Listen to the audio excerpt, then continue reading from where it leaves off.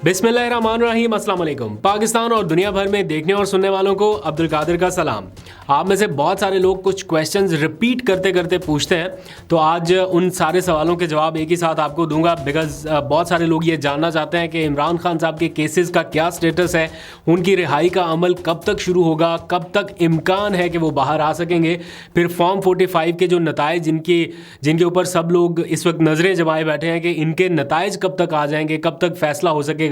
फिर पंजाब में पीटीआई की क़यादत खामोश क्यों है, पंजाब में होने वाली धांधली के ऊपर इतनी बातचीत नहीं हो रही, लेकिन साथ जो है वो कौमी असम्बली की नशिस्तों के हवाले से है। तो अब से कुछ देर पहले पीटीआई की जो लीगल टीम है उनके साथ एक नशिस्त हुई, गैर रस्मी नशिस्त थी, इसलिए वहाँ पर खुलकर बातचीत भी करने का मौका मिला, पूछा भी, कुछ सवालात जो आप बार बार पूछते हैं वो उनके सामने भी रखे। तो वो डिटेल अभी आपके सामने रखूँगा कि उनकी नज़र में या वो क्या सोचते हैं कि इन सारे सवालों के जवाब क्या हैं। लेकिन एट द मोमेंट इस वक्त पाकिस्तान में क्या हो रहा है, बड़ी दिलचस्प और अजीब सी सूरत हाल है। गवर्नर कौन होगा, वज़ीर आला कौन होगा, वजारतें किसके पास जाएंगी, किसके पास कितनी वजारतें जाएंगी, पावर शेयरिंग का फार्मूला क्या होगा, ये सब कुछ बंद कमरों में तय हो रहा है। ये हकीकत सामने रखे बगैर या ये तस्लीम किए बगैर भी कि उनके पास ये मैंडेट है भी, ये सब कुछ करने का आवाम ने उनको इख्तियार दिया भी या नहीं दिया, लेकिन इसके बावजूद ये सारा कुछ हो रहा है। और इसके ऊपर कोई जो हल्की फुल्की आवाज़ें उठ रही थी, अब वो भी आहिस्ता आहिस्ता ऐसा लग रहा है कि खामोश होती जाएंगी या धीमी होती जाएंगी। और ये शोर जो है हुकूमतें बनाने का, वजारतें बांटने का, ओहदे बांटने का, ये ज़्यादा सुनाई देने लगेगा। और इसमें फॉर्म 45 ये सारा शोर शराबा जो है ये कम होता जाएगा। और वैसे भी हमने देखा मरकज़ में यानी कौमी असम्बली की नशिस्तों के ऊपर तो काफ़ी शोर शराबा रहा, उनकी लॉयर्स की टीम भी यहाँ पर ज़्यादा मुतहर्रिक रही, लेकिन पंजाब में जो हुआ उसके ऊपर कदरे खामोशी है। यानी इतनी ज़्यादा खामोशी भी नहीं, लेकिन महसूस की जा रही है कि पंजाब में जैसे वाकई में मैंडेट पीटीआई को नहीं मिला या पीएमएलएन को मिल गया, इसलिए बिल्कुल खामोशी है। तो आज इस बारे में भी कुछ बातचीत हुई, वो भी आपके सामने रखनी है। लेकिन इस सारे माहौल में एक और चीज़ भी सामने आई, वो है चार्टर ऑफ पॉलिटिक्स। यानी पीटीआई का मैंडेट चुरा के, पीटीआई दबा के अब बात की जा रही है चार्टर ऑफ पॉलिटिक्स की। पहले चार्टर ऑफ डेमोक्रेसी की बात हो रही थी, अब चार्टर ऑफ पॉलिटिक्स। तो उसमें अब पीएमएलएन के जो अपने लोग हैं वो भी टीवी टॉक शोज़ में आके कहना शुरू हो गए कि ये वक्त की ज़रूरत है, कोई और तरीका नहीं है, कैसे आगे बढ़ सकते हैं। तो चार्टर ऑफ पॉलिटिक्स किससे होना है? जाहिर बात है पीटीआई से होना है, इमरान खान से होना है। और वो तब तक नहीं हो सकता जब तक दो कंडीशंस के ऊपर अमल दरामद ना हो। पहला, इमरान खान की जेल से रिहाई, और दूसरा पीटीआई का जो छीना गया मैंडेट है वो वापस ना हो। ये दो बेसिक बुनियादी चीज़ें हैं जिसके ऊपर इस वक्त सोचने की ज़रूरत है। पीटीआई में इस वक्त दो किस्म की आरा है। जिन लोगों से अभी तक मेरी बात हुई, जानने की कोशिश की कि इनसाइड कैंप में क्या चल रहा है, एक ग्रुप ऐसा है जो चाहता है कि जितनी जल्दी हो सके मुफाहमत हो, बातचीत हो, कोई रास्ता निकले, और उस कैंप को लीड कर रहे हैं असद कैसर साहब। जबकि एक दूसरा ग्रुप भी है जो चाहता है कि नहीं, पहले मैंडेट वापस हो, पहले इमरान खान वापस हो, बाहर हो, उसके बाद किसी तरह से कोई बातचीत की जाए। तो ये दो डिफरेंस हो जाए। एक चाहता है कि बातचीत कर ली जाए, उसके नतीजे में ये सारा कुछ हो। दूसरा ग्रुप ये चाहता है कि नहीं, पहले ये सारा कुछ हो फिर बातचीत हो। तो ये दो डिफरेंट आरा है जिनके ऊपर पीटीआई के कुछ लोग बैक वक्त चल रहे हैं। कौन सा फॉर्मूला कामयाब होगा मालूम नहीं, लेकिन ये दो चीज़ें हैं। अच्छा, अब इमरान खान की जो रिहाई का मामला है उसमें अब एट द मोमेंट स्टेज क्या है? मैंने आज पूछा कि मैक्सिमम भी अगर वक्त लगा, मैक्सिमम तो कितना टाइम लग सकता है कि इमरान खान साहब जेल से बाहर आ जाए, या आपको अगर और ज़्यादा रुकावटों का सामना करना पड़ा तो कब तक एक्सपेक्ट किया जा सकता है कि वो जेल से बाहर हो? तो पीटीआई की लीगल टीम ये समझती है कि 3 केसेस में जिनमें उनकी सज़ा हुई, यानी साइफर, तोशाखाना और इद्दत का केस, इसमें इमरान खान साहब को केसेस फिक्स कराते कराते और सज़ाएं मुअत्तल कराते कराते अभी तकरीबन 1.5 महीने तक का वक्त लग सकता है। ये कम से कम भी है और मैक्सिमम भी वो यही समझते हैं कि ज़्यादा से ज़्यादा भी इतना ही होगा। ऑल्दो कि अभी भी कुछ डिले हो रहा है। जो उन्होंने अपीलें फ़ाइल की थी उस पर एतराज़ात लग गए कि शायद पढ़ा ठीक से नहीं जा रहा है या कुछ स्याही मद्दम है, if I am not wrong, इस किस्म के कुछ मैंने बातें सुनी, लेकिन वो अपीलें वापस हो गई। अब वो दोबारा दायर होंगी, उनके ऊपर काम हो रहा है, एतराज़ात दूर करने की कोशिश की जा रही है। लेकिन एक केस जिसमें उनको अभी तक सज़ा नहीं सुनाई गई, that is Al-Qadir trust case, या 190 मिलियन पाउंड का जो केस है, उसमें उनकी ज़मानत का जो केस है वो फिक्स हो चुका है। 26 फरवरी को इमरान खान साहब की ज़मानत के लिए 2 रुकनी जो जजेज़ हैं, या 2 रुकनी बेंच जो है वो बैठेगा। उसमें अरबाब ताहिर साहब और जस्टिस सिमन रफ़त साहबा जो हैं वो केस की समाअत करेंगी। तो ऐन मुमकिन है कि 26 फरवरी को इमरान खान को अलकादर ट्रस्ट केस में ज़मानत मिले, और उस मीनवाइल उनकी बाकी 3 केसेस में अपीलें जो हैं वो एतराज़ात दूर करके फ़ाइल हो जाए, और फिर 1-2 समातों के अंदर ही ये चीज़ें कंक्लूड होंगी। सिर्फ मुअत्तल होनी है सज़ाएँ, और इसमें कुछ नहीं होना, फौरी तौर पर सज़ाएँ मुअत्तल होंगी। उसके बाद फिर ये किस तरह से कंक्लूड होना, जैसे तोशाखाना की सज़ा मुअत्तल हुई थी ना, उसके बाद क्या हुआ, कुछ भी नहीं। तो इसी तरह इन 3 केसेस में भी उनकी सज़ाएँ फ़ौरी मुअत्तल होनी है, जिसके नतीजे में उनकी रिहाई हो सकती है। जो 9 मई के मुकदमात हैं उनमें उनकी ज़मानतें ऑलरेडी मंजूर हो चुकी हैं, 12 मुकदमात में ज़मानत मंजूर हो चुकी है, कुछ मुकदमात में उनके पास प्री अरेस्ट बेल मौजूद है।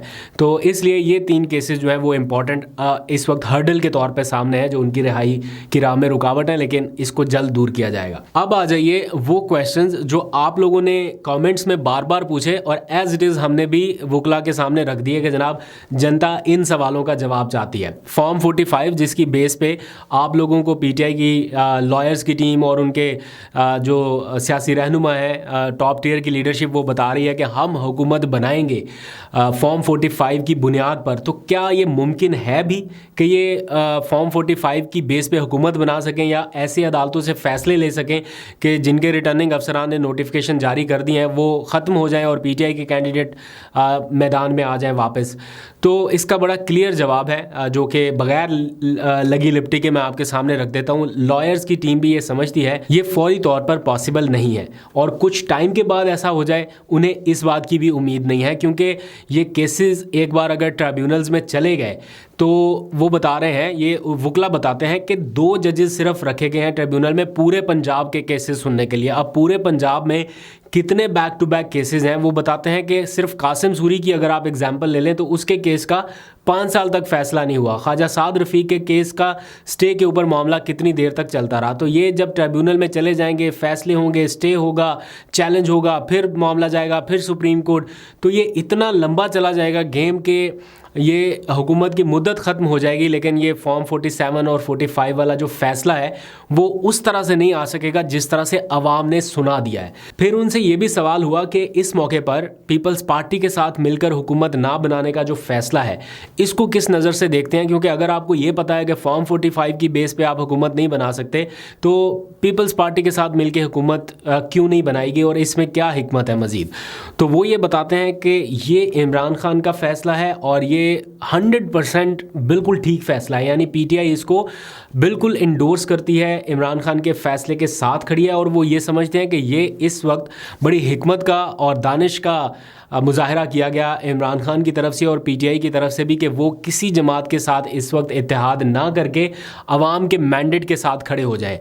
कोई भी ऐसा जेस्चर जिससे ये लगे कि अवामी मैंडेट के ख़िलाफ़ जाके पीटीआई ने कोई डील की या कोई बारगेनिंग की तो वो किसी सूरत वो नहीं चाहते थे, और इन सर्कमस्टांसिस में हुकूमत लेना ये सबसे बड़ी गलती होगी। इसलिए उन्होंने हुकूमत ना लेने का फ़ैसला करके अपोजिशन में बैठने का डिसीजन लिया, और ये पहले दिन से जैसे ही ये नताइज आना शुरू हुए थे उसी वक्त डिसाइड हो गया था। इसमें कोई अबहाम नहीं था कि पीटीआई हुकूमत में जाएगी या नहीं जाएगी, वो अपोजिशन में बैठने का फ़ैसला कर चुके थे और ये इमरान खान का बड़ा क्लियर डिसीजन था जिसके ऊपर उन्हें इस वक्त कोई रिग्रेट नहीं है।